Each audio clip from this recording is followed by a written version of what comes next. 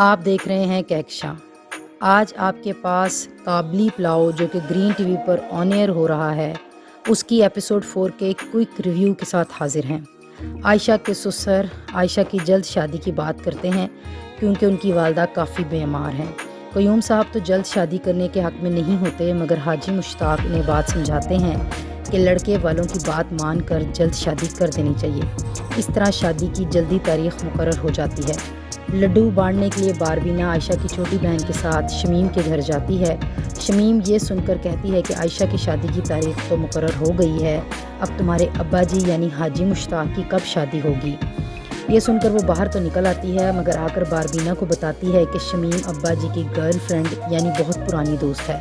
حاجی مشتاق صاحب اپنی دکان پر جا کر باربینہ کے لیے مہندی اور بارات کا جوڑا پسند کرتے ہیں اور درزی پر سلنے کے لیے بھی دے آتے ہیں اور سلوا کر لا کر باربینہ کو دیتے ہیں۔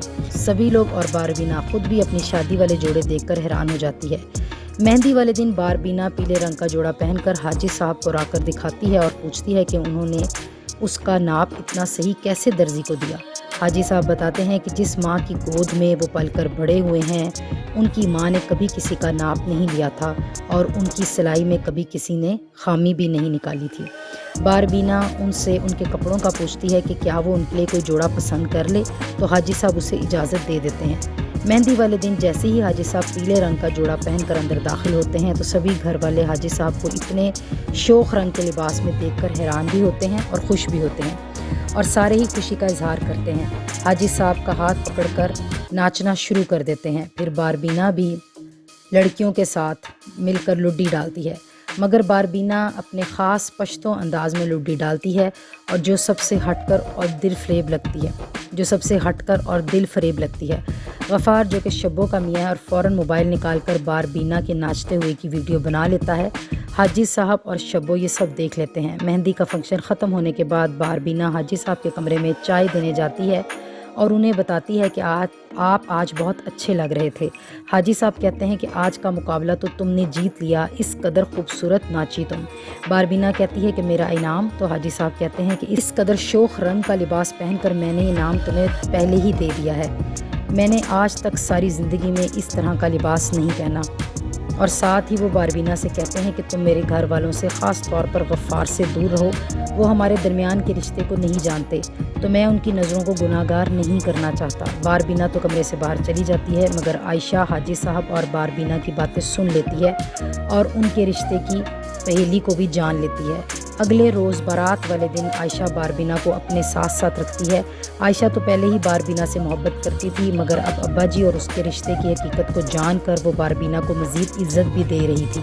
باربینہ بھی سرخ جوڑے میں کسی دلہن سے کم نہیں لگ رہی تھی۔ عائشہ باربینہ کا ہاتھ تھام کر اسے اسٹیج کے اوپر اپنے ساتھ آنے کا کہتی ہے۔ سب یہ دیکھ کر حیران بھی ہوتے ہیں۔ حاجی صاحب جب اسٹیج پر عائشہ کا نکاح کرانے کے لیے عائشہ کے دستخط کرواتے ہیں اور اس سے پوچھتے ہیں کہ اسے یہ نکاح قبول ہے، تو اسٹیج پر کھڑی باربینہ کو اپنے اور حاجی صاحب کے نکاح والا دن یاد آ جاتا ہے۔ نکاح کے بعد سبھی ایک دوسرے کو نکاح کی مبارکباد دیتے ہیں، مگر شمیم تو زبیدہ سے کہہ بھی دیتی ہے کہ آج تو تیری جٹھانی یعنی باربینہ دلہن کی طرح سجی ہوئی ہے، تو زبیدہ کہتی ہے کہ وہ تو حاجی صاحب کی بیٹی کی طرح ہے۔ پھر شمیم اسے خطرے کی گھنٹی بھی بجا دیتی ہے کہ سنبھل کر رہو، یہ نہ ہو کہ تمہارا شوہر اس کے ساتھ نکاح کر لے اور اسے تمہاری سوتن بنا دے۔ عائشہ ابا جی کو بھی اوپر اسٹیج پر بلا کر کہتی ہے کہ میں تو جا رہی ہوں، مگر خوش ہوں کہ باربینہ یہاں آپ کے ساتھ موجود ہے۔ حاجی صاحب اسے وعدہ یاد دلاتے ہیں کہ وہ کسی کو نہیں بتائے گی۔ رخصتی کے بعد باربینہ رات کے وقت حسب عادت حاجی صاحب کو چائے دینے کے لیے جاتی ہے۔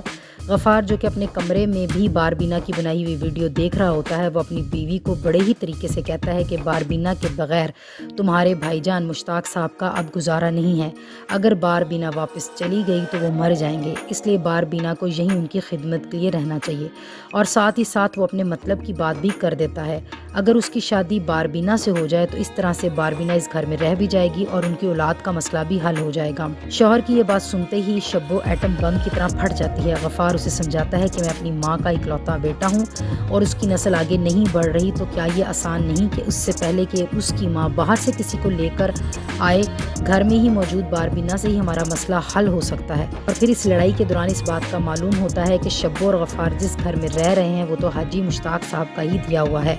हाजी मुश्ताक ने अपनी बहन को दिया है वो घर। यही वजह है कि बे औलादी के बावजूद भी अभी तक गफ़ार ने दूसरी शादी नहीं की। इधर बारबीना हाजी साहब को चाय देने जाती है तो हाजी साहब बिस्तर पर आयशा की रुखसती की वजह से बहुत गमगीन और उदास लेटे हुए हैं। बारबीना से कहते हैं कि नहीं चाय पीनी और तुम भी चली जाओ बारबीना, मगर बारबीना वहाँ उनके पास बैठ जाती है और उन्हें इस तरह गमज़दा देखकर कहती है कि उसकी रुखसती वाले दिन उसका वालिद भी बहुत रोया था, कि उसके वालिद को उससे बेहद मोहब्बत थी।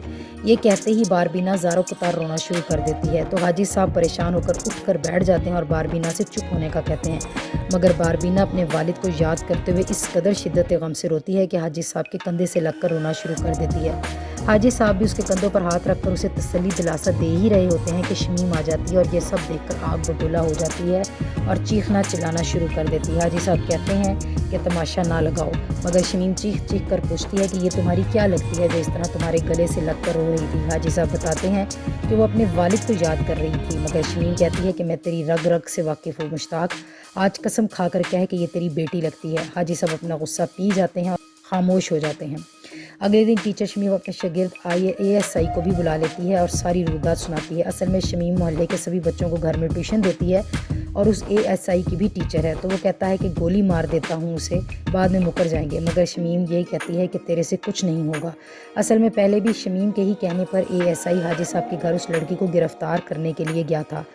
आज हाजी साहब की वालदा आयशा बीबी की बरसी भी होती है और सुबह के वक्त जब हाजी साहब फूल और अगरबत्तियां लेकर कब्रिस्तान में दाखिल होते हैं तो वह शमीम पहले से ही मौजूद आयशा बीबी की कब्र को साफ़ कर रही होती है और हाजी साहब को ताना देती है कि अकेले ही आ गए हो, इनकी बहू को साथ नहीं लाए। कब्र पर खड़ी होकर वो हाजी साहब से यही पूछती है कि उस लड़की का तुम्हारे साथ क्या रिश्ता है। हाजी साहब कहते हैं कि उसके साथ जो रिश्ता है उसका कोई नाम नहीं है। फिर वो अपने और उसके दरमियान के रिश्ते के बारे में पूछती है कि उनके दरमियान जो रिश्ता है उसका क्या जवाब है आज। तो हाजी मुश्ताक यही कहता है कि इस रिश्ते का भी कोई नाम नहीं है। उधर शब्बो बारबीना से जाकर कहती है कि तुम पैसों की फ़िक्र मत करो, मैं तुम्हारा सारा कर्ज उदा कर दूँगी, तुम वापस चली जाओ। और साथ ही साथ ये झूठ भी बोलती है कि हाजी साहब ने मुझे कहा है कि तुम बारबीना से जाकर कहो कि वो यहाँ से चली जाए। मुझे उससे ये बात कहते हुए शर्म आती है। हाजी साहब घर वापस आते हैं तो बारबीना उनसे पूछती है कि आप क्या चाहते हैं, मैं यहाँ रहूँ या यहाँ से चली जाऊँ।